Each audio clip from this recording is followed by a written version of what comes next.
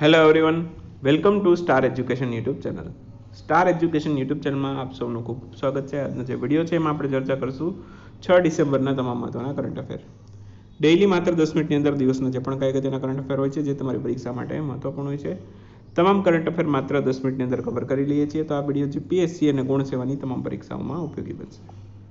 Telegram ચેનલમાં જોડાઈ શકો છો. માત્ર સ્ટાર એજ્યુકેશન લખી ટેલિગ્રામમાં સર્ચ કરશો એટલે આ પ્રકારે ટેલિગ્રામ ચેનલ મળી જશે. બાકી વોટ્સએપ ગ્રુપમાં જોડાવવું હોય તો 5 નવા વોટ્સએપ ગ્રુપની લિંક ડિસ્ક્રિપ્શનમાં છે. કોઈ પણ એક વોટ્સએપ ગ્રુપમાં જોડાઈ શકો છો.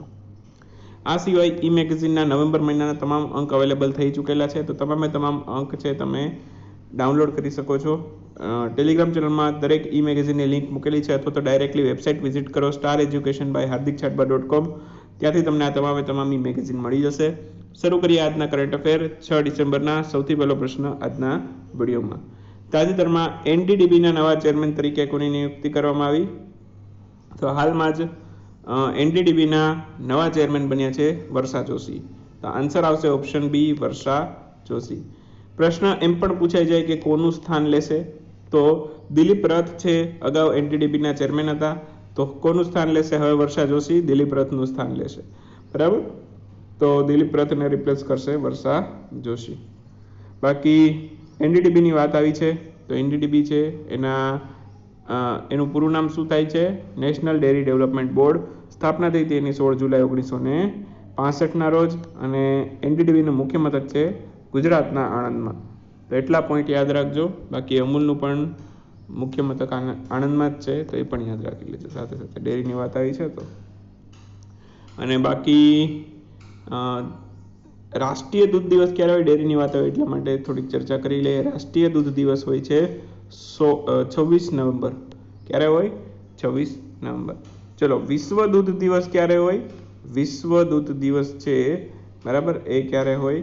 એનો આન્સર તમારે મને કોમેન્ટમાં આપવાનો છે. રાષ્ટ્રીય તમને કહી દીધું. વર્લ્ડ મિલ્ક ડે ક્યારે હોય એ તમારે મને કોમેન્ટમાં કહેવાનું છે. તાજેતરમાં વર્લ્ડ સોઇલ ડે અથવા તો વિશ્વ રેતી દિવસની ઉજવણી ક્યારે કરવામાં આવી? વિશ્વ રેતી દિવસ અથવા તો વર્લ્ડ સોઇલ ડે, આની ઉજવણી દર વર્ષે થાય છે 5 ડિસેમ્બરે. તો આન્સર આવશે ઓપ્શન બી, 5 ડિસેમ્બર. વિશ્વ રેતી દિવસ કયો અથવા તો માટી દિવસ કયો અથવા તો વર્લ્ડ સોઇલ ડે, આની ઉજવણી ક્યારે થઈ હતી? 5 ડિસેમ્બરે. કોણ ઉજવે છે આ દિવસને? Food and agriculture organisation FAO દ્વારા આની ઉજવણી કરવામાં આવે છે. અને આ વખતની 2020ની થીમ શું હતી વર્લ્ડ સોઇલ ડેની? તો 2020ની થીમ હતી keep soil alive, protect soil biodiversity. Keep soil alive, protect soil biodiversity. તો આ વખતની થીમ પણ યાદ રાખજો. બાકી સૌથી પહેલી વખત આ વિશ્વ રેતી દિવસ અથવા તો વર્લ્ડ સોઇલ ડેની ઉજવણી સૌથી પહેલા ક્યારે થઈ હતી? 2014માં. સૌથી પહેલો 2014માં ઉજવાયો હતો, તો એ પણ યાદ રાખજો. આંતરરાષ્ટ્રીય સ્વયંસેવક દિવસ અથવા તો ઇન્ટરનેશનલ વોલેન્ટિયર ડે, આની ઉજવણી ક્યારે કરવામાં આવી હતી? તો ઇન્ટરનેશનલ વોલેન્ટિયર ડે એ પણ ઉજવાય છે 5 ડિસેમ્બરે. તો આન્સર આવશે ઓપ્શન બી, 5 ડિસેમ્બર. તો 5 ડિસેમ્બરના રોજ આંતરરાષ્ટ્રીય સ્વયંસેવક દિવસ અથવા તો ઇન્ટરનેશનલ વોલેન્ટિયર ડેની ઉજવણી કરવામાં આવી હતી 5 ડિસેમ્બરે. થીમ શું હતી? Together we can through વોલેન્ટિયરિંગ. Together we can through વોલેન્ટિયરિંગ. તો થીમ પણ આવા દિવસોની ઘણી વખત પૂછાઈ જતી હોય છે. બાકી સૌથી પહેલી વખત આ દિવસની ઉજવણી ક્યારે કરવામાં આવેલી હતી? 2012માં. અને યુનાઇટેડ નેશન્સ દ્વારા આ દિવસની ઉજવણી થઈ છે, તો એ પણ યાદ રાખજો. બરાબર, તો સૌથી પહેલાં ઉજવાય તો 2012માં. હવે અત્યાર સુધીમાં જેટલા પણ ડિસેમ્બર મહિનાના દિવસોની ચર્ચા કરી એક વખત ક્વિકમાં રિવિઝન કરી લઈએ. 1 ડિસેમ્બરે 3 અગત્યના દિવસો જોયા હતા. નાગાલેન્ડનો સ્થાપના દિવસ, BSFનો સ્થાપના દિવસ અને વિશ્વ એઇડ્સ દિવસ. બરાબર. અને ત્યાર પછીની વાત કરું તો 2 ડિસેમ્બરે 3 અગત્યના દિવસો હતા. આંતરરાષ્ટ્રીય ગુલામી નિવારણ દિવસ, વિશ્વ કમ્પ્યુટર સાક્ષરતા દિવસ અને રાષ્ટ્રીય પ્રદૂષણ નિયંત્રણ દિવસ, તેમજ ભુજનો સ્થાપના દિવસ હતો 472. બરાબર, તો એ પણ અગત્યનું. ત્યાર પછીની વાત કરું તો 3 ડિસેમ્બરે આંતરરાષ્ટ્રીય વિકલાંગ દિવસ હતો. 4 ડિસેમ્બરે નૌસેનાનો સ્થાપના દિવસ હતો. 5 ડિસેમ્બરે વિશ્વ સોઇલ દિવસ અને આંતરરાષ્ટ્રીય વોલેન્ટિયર ડે. આ તમામ દિવસો છે ડિસેમ્બર મહિનામાં આપણે અત્યાર સુધીમાં ચર્ચા કરી. તાજેતરમાં લોકસભાના નવા મહાસચિવ તરીકે કોની નિયુક્તિ કરવામાં આવી?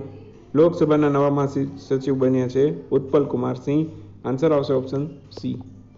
તો હાલમાં જ લોકસભાના નવા મહાસચિવ તરીકે ઉત્પલ કુમાર સિંહની નિયુક્તિ કરવામાં આવી. 1986ની બેચના ઉત્તરાખંડ કેડરના આઈએએસ અધિકારી છે, ત્યારે નિવૃત્ત છે અને ઉત્તરાખંડ કેડરના છે. અને બાકી લોકસભાની વાત આવી છે તો થોડાક એના રિલેટેડ પ્રશ્નોની ચર્ચા કરીએ. તો ભારતની સૌથી પહેલી લોકસભા ક્યારે થઈ હતી? એની લોકસભાની સૌથી પહેલી ચૂંટણી થઈ હતી 1952માં. ક્યારે થઈ હતી? 1952માં સૌથી પહેલી લોકસભાની ચૂંટણી થઈ હતી. અને હાલમાં જ તમને ખ્યાલ હોય તો લોકસભાના સૌથી પહેલી જે લોકસભા હતી એના એક સાંસદ હતા જેમનું નામ છે કમલ બહાદુર સિંઘ. એમનું હાલમાં જ નિધન થયું છે. જવાહરલાલ નહેરુની એ વખતની સરકાર હતી, બરાબર. તો એમની સરકારમાં સાંસદ હતા, સૌથી પહેલી લોકસભા હતી એમાં, બરાબર. તો કમલ બહાદુર સિંઘ સૌથી પહેલી લોકસભાના સાંસદ હતા, હાલમાં જ નિધન થયું છે. હાલમાં લોકસભાના અધ્યક્ષ કોણ છે? એક એવો પ્રશ્ન પણ કદાચ આવી જાય. ઓમ બિરલા હાલમાં અધ્યક્ષ છે. એમની બેઠક કઈ છે? રાજસ્થાનના કોટાની. રાજસ્થાનના કોટાની બેઠક ઉપરથી તેઓ ચૂંટણી લડેલા હતા. અને લોકસભાના ઉપાધ્યક્ષ કોણ છે? લોકસભાના ઉપાધ્યક્ષનું પદ અત્યારે ખાલી છે. મે 2019થી આ પદ ખાલી છે, બરાબર. એ પહેલા હતા પરંતુ અત્યારે આ પદ ખાલી છે. તો અત્યારે તમને આવો પ્રશ્ન પૂછાય કે હાલમાં લોકસભાના ઉપાધ્યક્ષ કોણ? એક ઓપ્શન નીચે છેલ્લે ડી એવો આપેલો હોય કે એક પણ નહીં, તો આપણો આન્સર એ આવે, બરાબર. ત્યાર પછીની વાત કરું તો હાલમાં કેટલામી લોકસભા ચાલે છે? તો 17મી લોકસભા ચાલે છે. તો આટલા પોઈન્ટ આમાંથી યાદ રાખવાના, એક પોઈન્ટ મહત્વના છે. હાલમાં જ માઝે હરાત બ્રિજનું નામ બદલીને જય હિન્દ બ્રિજ રાખવાની જાહેરાત કરવામાં આવી છે. આ બ્રિજ કયા રાજ્યમાં આવેલું છે? તો માઝે હરાત બ્રિજ જેનું નામ બદલીને હવે જય હિન્દ બ્રિજ કરવામાં આવશે, આવેલું છે પશ્ચિમ બંગાળમાં. આન્સર આવશે ઓપ્શન ડી, પશ્ચિમ બંગાળ. તો હાલમાં જ જે બ્રિજ છે એનું નામ બદલીને જય હિન્દ રાખવાની જાહેરાત કરવામાં આવી છે, એટલા માટે ચર્ચામાં છે. શા માટે? તો સુભાષચંદ્ર બોઝ છે, એમની 125મી જન્મ જયંતિ આવશે 2022ના રોજ. તો એમની યાદમાં બ્રિજનું નામ બદલી જય હિન્દ બ્રિજ રાખવાની જાહેરાત કરવામાં આવી છે. સુભાષચંદ્ર બોઝે તમને ખબર હોય તો કયા કયા સૂત્રો આપેલા હતા? એક તો જય હિન્દ, ચલો દિલ્હી, તુમ મુझे खून दो मैं तुम्हें आज़ाद दूंगा, આ બધા સૂત્રો છે, બરાબર. નેતાજી સુભાષચંદ્ર બોઝ દ્વારા આપવામાં આવેલા હતા. અને બાકી નેતાજી સુભાષચંદ્ર બોઝ છે એને નેતાજીનું બિરુદ કોણે આપેલું? ગાંધીજીએ. અને સુભાષચંદ્ર બોઝે છે ગાંધીજીને કયું બિરુદ આપેલું? રાષ્ટ્રપિતાનું, બરાબર. તો રાષ્ટ્રપિતા કહીને સૌપ્રથમ વખત એમને સંબોધેલા હતા, બરાબર. ત્યાર પછીની વાત કરું તો પશ્ચિમ બંગાળના જે મુખ્યમંત્રી છે એ કોણ છે? મમતા બેનર્જી છે. અને રાજ્યપાલ છે ત્યાંના જયદીપ ધનખડ. બસ એટલા પોઈન્ટ યાદ રાખો. હવે વાત કરીએ ક્વિક ન્યૂઝની. ક્વિક ન્યૂઝ પણ એટલા જ અગત્યના છે તમારી પરીક્ષા માટે. એક પ્રશ્ન બહુ મહત્વના છે આજના ક્વિક ન્યૂઝમાં, તો ફટાફટ ચર્ચા કરીએ આજના ક્વિક ન્યૂઝ. સૌથી પહેલો પ્રશ્ન, બીએસએફના સ્થાપના દિવસની ઉજવણી 1 ડિસેમ્બરે કરવામાં આવેલી. બીએસએફનું આદર્શ વાક્ય જણાવો. એક આ પોઈન્ટ રહી ગયો તો આજે કવર કરું છું. તો બીએસએફનું જે આદર્શ વાક્ય છે એ કયું છે?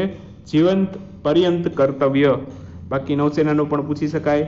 નૌસેનાનું આદર્શ વાક્ય છે શન નો વરુણ. અને વાયુસેનાનું જે આદર્શ વાક્ય છે એ શું છે? નભઃ સ્પૃશમ દીપ્તમ. તો આ બધા આદર્શ વાક્ય યાદ રાખજો. પરીક્ષામાં કદાચ રેર કેસમાં આવી જાય. એક વખત આવેલું હતું ઓલ ઇન્ડિયા રેડિયોનું કે એનું આદર્શ વાક્ય પૂછેલું હતું, બરાબર. તો આવી રીતે પણ પ્રશ્ન આવી શકે છે. તાજેતરમાં આસામ રાજ્યની અરુણોદય યોજના અંતર્ગત મહિલાઓના ખાતામાં પ્રતિ માસ કેટલા રૂપિયા જમા કરવામાં આવશે? તો પ્રશ્ન અહીંયા એ તો આવી ગયો, કોની યોજના છે, કયા રાજ્યની?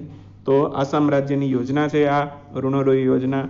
અને કોના માટે આ યોજના અંતર્ગત લાભ કોને મળે છે? મહિલાઓને. એ પણ આવી ગયું, પ્રશ્નની અંદર જ ઇન્ક્લુડ થઈ ગયું.